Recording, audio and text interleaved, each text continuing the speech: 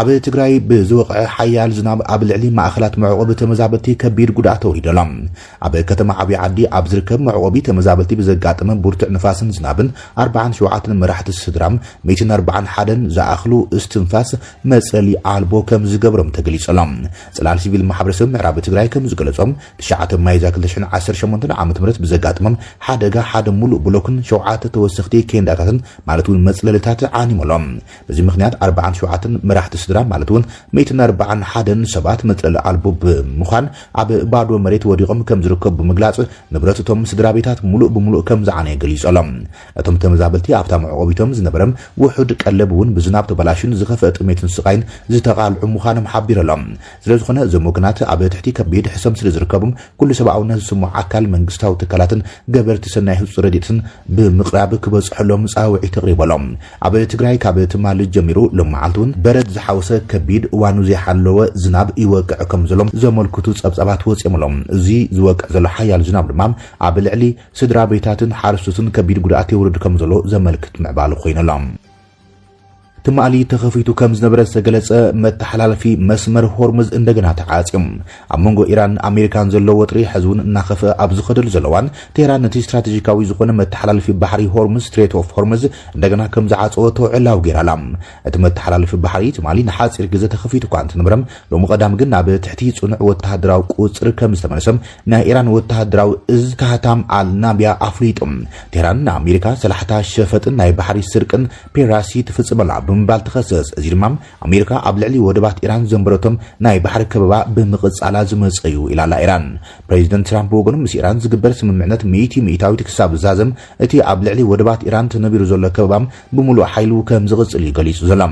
መተሓላለፊ ባሕሪ ሆርሙዝ ኣብ ዓለም እቲ ዝዓበየ መተሓላለፊ መስመር ነዳዲ እዮም ካብ ብርኪ ዓለም 20 ሚእታዊ ዝኸውን ነዳዲ በዚ ጸቢብ ወሽመጥ ስለ ዝሓልፍ እዚ ዳግማይ ምዕጻው ኣብ ዋጋ ነዳዲ ዓብይ ጽልዋ ክፈጥር ከም ዝኽእል ድማ ተሰጊአሎም ኣሜሪካ ናይ ባሕሪ ምንቅስቃስ መርከባት ኢራን ሙሉእ ናጽነት ክሳብ ዝሃበት ኩነታት ሆርሙዝ ኣብ ትሕቲ ጽኑዕ ወተሃደራዊ ቁጽጽር ክጸንሕ እዩ ብምባል ዕላዊ መግለጺ ወተሃደራዊ ሓይልታት ኢራን ኣመልኪቶሎም ሎሚ ቀዳም ንግሆ ብዙሓት ዓበይቲ ናይ ጽዕነት ነዳዲ ዝሓዛ መርከባት ካብቲ ከባቢ ንድሕሪት ክምለሳ ከም ዝተገደዳ ተገሊጾሎም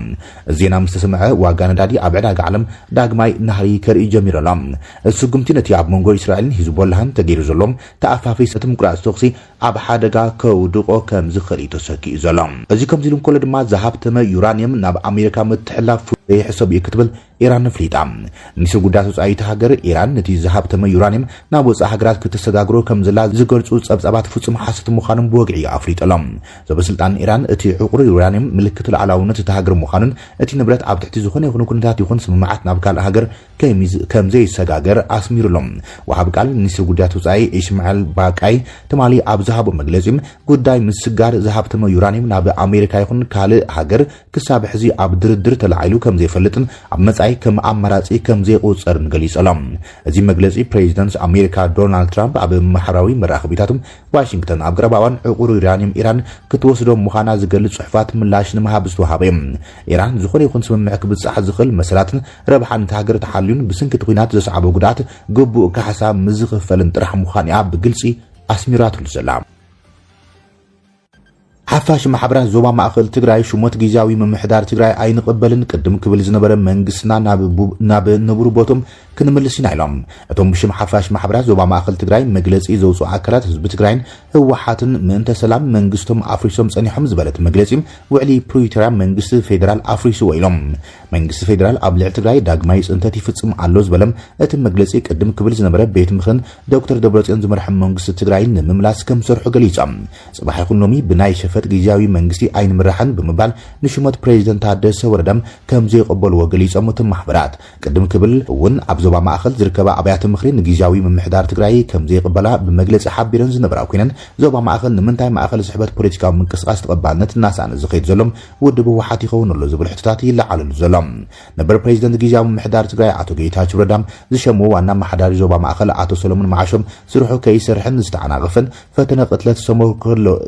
ፈተነ ቀትለት ዝተመከረሉን ኮይኑ ነቲ ዞባ ናብ ዝኸፈ ኩነታት ዘምርሖ ዘሎም ናይ ቀረባ ዘመድ ፈትለ ወርቅ ገብረ እግዚአብሔር ወይ ድማ ሞንጆሪኖ ከም ዝኾነ ዝንግረሉም ናይ ሕዚ ዋና ማሕዳሪ እቲ ዞባ አቶ ሽሻይ ግርማይ ይስርሖም ሽርሕታት ምዃኖም ፍልፍላትና ካብ ከተማ አክሱም ገሊጾምሎም ካብ ከተማ አክሱም ዝወጽ ሓበሬታ ከም ዘመልክቶም ኣብ ከተማ አክሱም ይካየድ ኣብ ዝውዓላ ኣኼባ ካውንስል መኸተ ትግራይ ኣባላት ማእከላይ ኮሚቴን ኣርሚ ኣዘስን በኣርሚ ኣዘስ ደረጃን ልዕልዩን ዝኾኑ ኣመራርሓ ሰራዊት ዝሳተፍሉ ዘለዉ ኮይኖም ኣብቲ ኣኼባ ስግኣትዮም ዝበልዎም ሰባት ከሸማቕቑ ብዶክተር ደብረጽዮን ፈትለወርቅ ገብረ እግዚአብሔርን ኦሪንቴሽን ተዋሂቦም ዝተኣተው ሰባት ከም ዘለዉ እቶም ፍልፍላት ዜና ይገልጾም ኣብቲ ናይ ለዋማ ኣኼባ ፕሬዚደንት ጊዜያዊ ምምሕዳር ሌተናንት ጀነራል ታደሰ ወረደም ክርከቡ ተነጊርዎም ካንት ነበረም እንተኾነ ግና ነቲ ጻውዒት ከም ዝነጸገ ተገሊጹ ዘሎም ብዘይካ ናይ ፕሬዚደንት ታደሰ ወረደ ደጋፊ ዝበሃል ኮሎኔል ተወልደ ገብረ ትንሳኤ መብዛሕቶም ኣዘዚ ሰራዊት ዝረኸቡ ኮይኖም እቶም ሰራዊት ቅድም ክብል ልዕሊ ኮሪሎም ዝወሰነውን ትግራይ ዝበተነም ጉጉይ ውሳነ ዶይ ደግሞ ወይስ ካብ ጌጎም ተማሂሮም መዋጽኦ ትግራይ ዝኸውን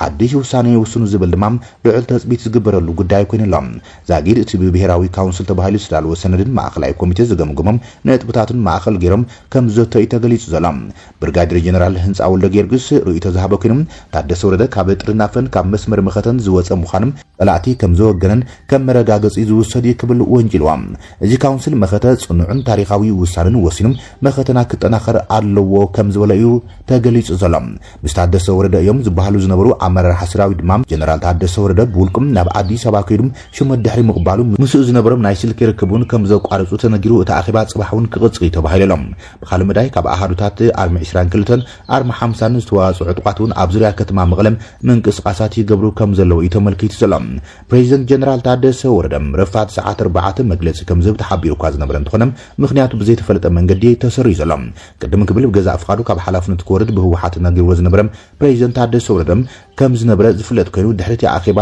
ትግራይ ናበይ ተብል ህዝቢም ናብ ራዕዲ ኣትዩ ዝርከብ ይብሉም ነዚ ሓበሬታ ዝለኣኹልና ፍልፍላት ዜና ካብ ከተማ አክሱም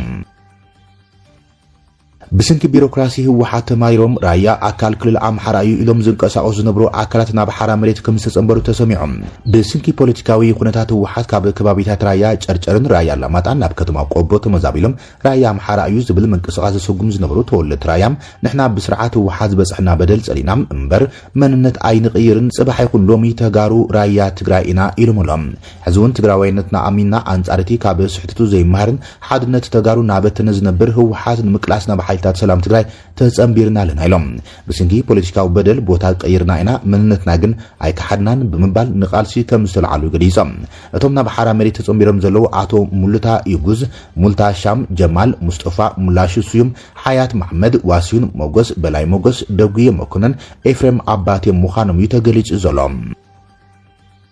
ፕሬዚደንት ጊዜያዊ ምምሕዳር ትግራይ ኣብ ከቢድ ጸቕጢ ከም ዝርከብ ሓደሽቲ ምዕባለታት ተመልኪቶም ህወሓት ኣብ ኣክሱም ዘካየዶ ኣኼባን ጊዜያዊ ምምሕዳር ንምፍራስ ዘሕለፈ ውሳነ ስዒቡም ቅቡልነት ጀነራል ታደሰ ወረደ ሙሉእ ብምሉእ ይነጽጎም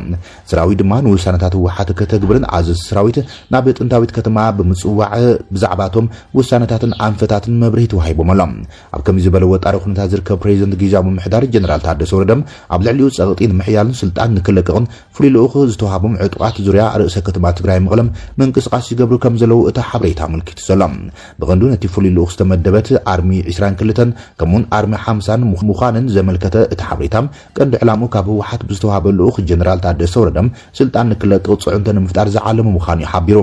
ፕሬዚደንት ታደሰ ኣብ እቲ ኩነታት መሰረት ገይሮም መግለጺ ንክህብ ትማል መዓልትን ግዜ መዲቡ ኳ እንትነበረም ንኻልኣይ ግዜ እናዊሕዎም እዚ ድማ ኣብ ዙርያ እቲ ፕሬዚደንት ዝፍጠር ዘለዉ ጽዑንታት ዘርኢ ምዃኑ ይግለጽ ኣሎም ላዕለዋይ መሪሕነት ሰልፊ ውድብ ስምረት ውሳነታት ህወሓት ትርከን ይነዋም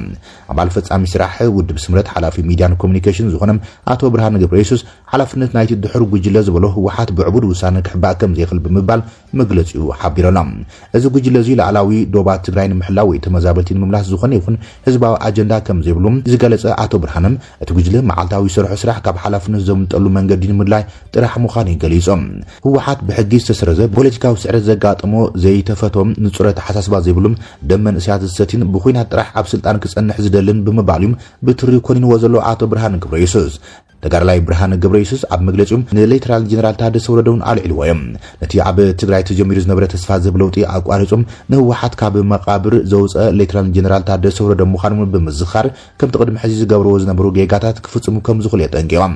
ቀጺሉ ጀነራል ታደሰ ወረደ ዝመርሖ ጊዜያዊ ምምሕዳርን ከም ለባዋ ከወስድዎ ዝግብኡ ህጹጻት ስጉምታት ድማ ኣቕሪቦሎም ብመሰረት እቲ ጊዜያዊ ምምሕዳር ንሰራዊት ትግራይ ካብ ድሕራት ጉጅለታትን ዝኾነ ይኹን ፖለቲካዊ ምንቅስቃስን ሙሉእ ብምሉእ ከርሕቆ ተጽቢት ይግበር ይብል ሕዘሎ ካቢኔ ጊዜያዊ ምምሕዳር ህወሓት ብምፍራስ ኩሉ ህዝቢ ትግራይን ፖለቲካዊ ሓይልታትን ዘጠቃልል መንግስቲ ብቁልጡፍ ክጣይሽውን ኣተሓሳሲቦሎም ብተወሳኺ ክረምቲ ከይኣተወ ተመዛበልቲ ናብ ዓድታቶም ንምምላስ ግብራዊ ስራሕቲ ምጅማር እኩይ ንጥፈታት ጉጅለ ህወሓት ብሚድያታት ብቁልጡፍ ንህዝቢ ምቅላዕ ምስ ፌደራል መንግስቲ ዝምድና ምጥንኻር ናብ ሰላማዊ ምትእሳር ምምላስን ቀዳምነት ዝወሃቦም ዕማማት ትግራይ ክኾኑ ከም ዘለዎም ኣመልኪተሎ ኣቶ ብርሃነ ገብረየሱስ እዚ ስራሕቲ ብምፍጻም ኣብ ትግራይ ዲሞክራሲያውን ሓቋፍን መረፃን ምክያድ ምቹው ሃዋህው ምፍጣር ናይ ጊዜያዊ ምምሕዳር ቀዳማይ ግዴታ ምዃኖም እቲ ሓላፊ ገሊጾሎም ኣብ መወዳእታ ጊዜያዊ ምምሕዳር ድሕነትን ሰላምን ህዝቢ ትግራይ ንምሕላው ኣብ ትሕቲ ዝኾነ ይኹን ኩነታት ኣማላጺ ኩናት ከይቕበል ንምምሕዳር ንጊዜያዊ ምምሕዳር ጀነራል ታደሰ ወረደ መኺረሎም ኣባል ፈጻሚ ስራሕ ውድብ ስምረት ዝኾነ ኣቶ ብርሃነ ገብረየሱስ